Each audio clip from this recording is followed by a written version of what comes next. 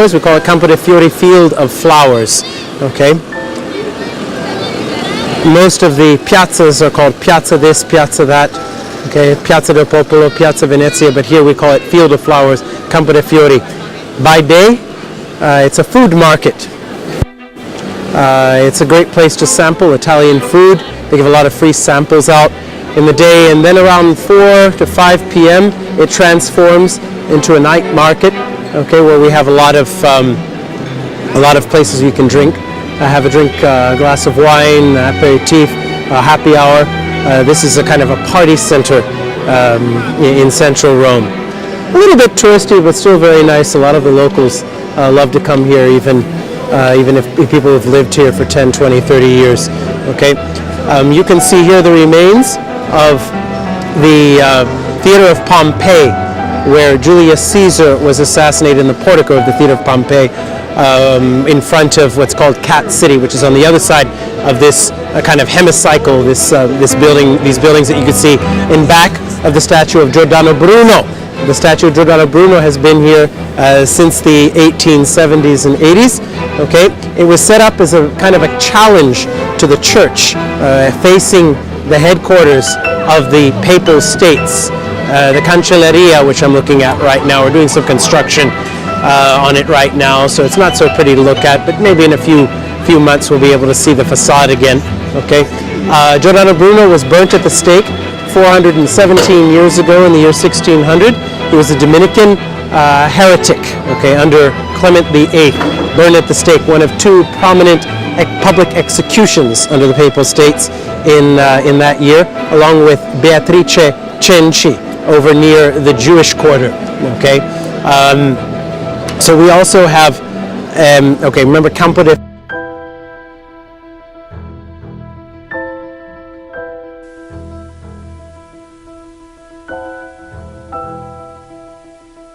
Welcome to Rome. This is the Pantheon. We have an inscription here. Marcus Agrippa, son of Lucius Consul, for the third time made this. Okay, there used to be massive eagle gilded in gold in scenes from some of the military victories of Agrippa here in the tympanum. The dome used to be gilded in gold. Okay, this was probably built in the middle of the 2nd century AD, maybe about 125 to 150 AD. There's still a bit of controversy about that. Okay, the inscription is reminding us of the original Pantheon, which we know almost nothing about, which was probably built in the time of Augustus Octavian, but burnt to the ground almost immediately after it was built and faced south. Okay, the water that you see coming out of this fountain, the fountain is only about 300 years old.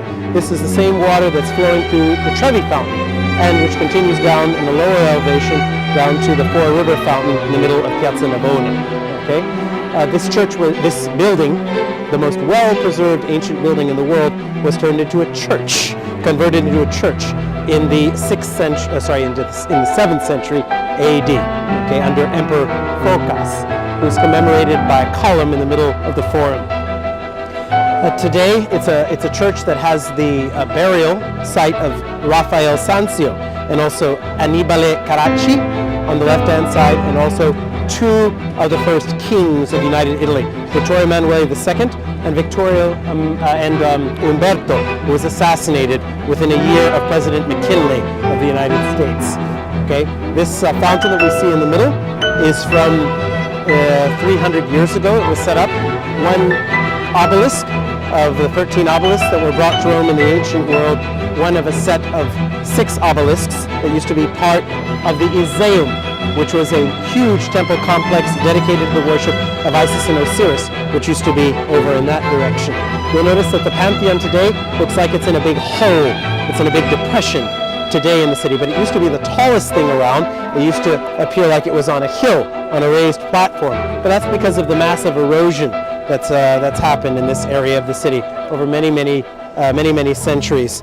And this is why the Pantheon now appears to be in a depression. The parliament, the Italian parliament, is in that direction and is now built on top of a massive trash heap, a massive ancient landhill, 1,800 years old.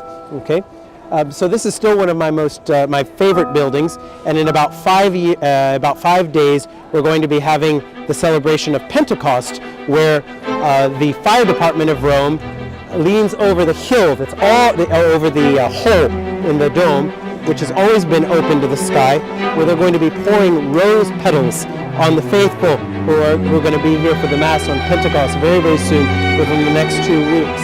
A shower of roses symbolizing the descent of the Holy Spirit on the 12 disciples in Pentecost. And that's the most important festival every year.